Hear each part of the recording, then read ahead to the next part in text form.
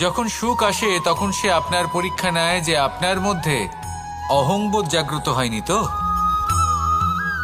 যদি অহংবোধ চলে আসে তাহলে সুখ সেখানেই সঙ্গ ত্যাগ করে। দুঃখ আপনার ধৈর্যের পরীক্ষা নিতে থাকে, আর যদি আপনার মধ্যে ধৈর্য না থাকে তাহলে এটা আপনাকে আরো বেশি দুঃখের গভীর অন্ধকারে ঠেলে দেবে।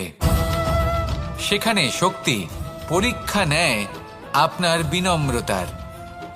যদি আপনি বিনম্র না হন তাহলে হয় এই শক্তি আপনার সঙ্গ ত্যাগ করবে, নয় এই শক্তি বিনম্রতার অভাবে আপনার পতনের কারণ হতে পারে।